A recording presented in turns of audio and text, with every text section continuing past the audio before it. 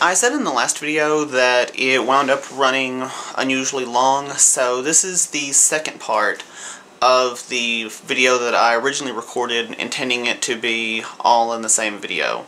Sorry about the mix-up, and hopefully it won't happen again. So, here's the second part.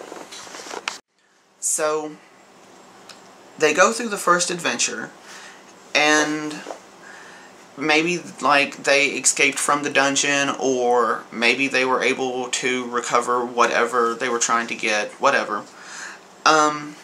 They complete the first dungeon, and this is one of the most important things that I've learned about role-playing, and this is something that I do, is after they finish the adventure, maybe in my head I had this planned out, like, super intensely and stuff, and like I had it all set out, like the player's going to go here, then they're going to go here, but that's not the way it happens. It's like once the adventure starts, the players wind up going all over the place. They wind up going down tunnels I didn't think they would go down. They try to use skills that I never expected them to try to use. They're going to surprise you, and I don't even think they mean to do it or know they're doing it. That's just how it happens. But for whatever reason, they complete the adventure, and now, rather than saying, okay, next week we're going to meet and conclude whatever it was we were doing here, instead ask the players, be like, okay, we've completed this adventure, what do you want to look into now? Well, maybe they want to go find that NPC or see what happened to the village he was fleeing from. Maybe they're interested in that treasure map they found and they want to go looking for it.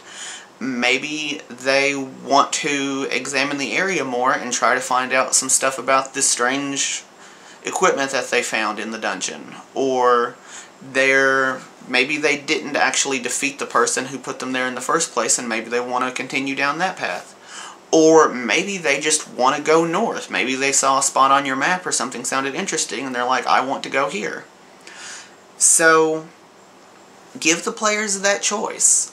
Let them tell you what they're interested in, and then that will give you, like, however long before your next game to fill in the blanks. Like this, even if you didn't flesh out like a giant map with tons of detail or whatever, ask them what they want to do, and then use that information to fill in the appropriate details.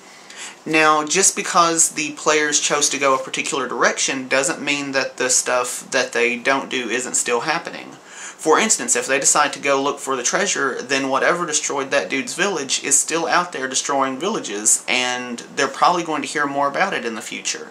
Maybe the experiments or equipment or artifacts or whatever they discovered in the dungeon is being used for something and is going to turn up later if they don't investigate it now.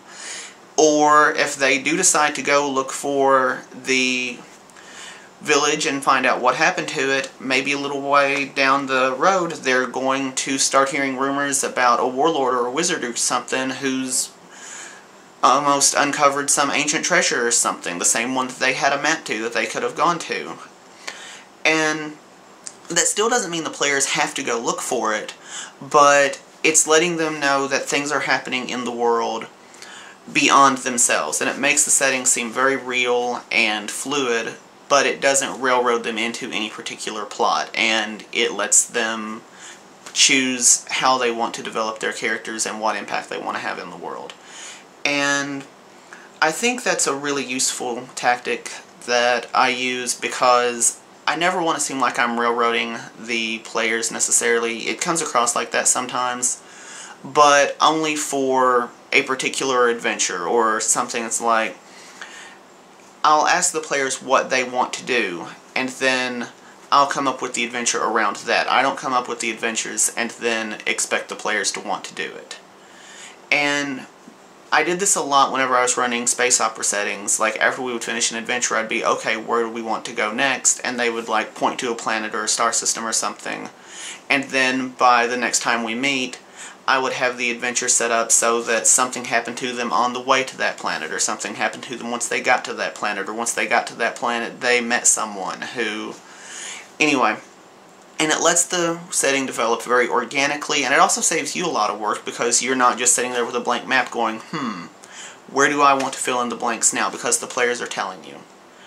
And this has been part 5, and I'm not sure if I'm going to do any more of this series or not, probably, but I will see you next time.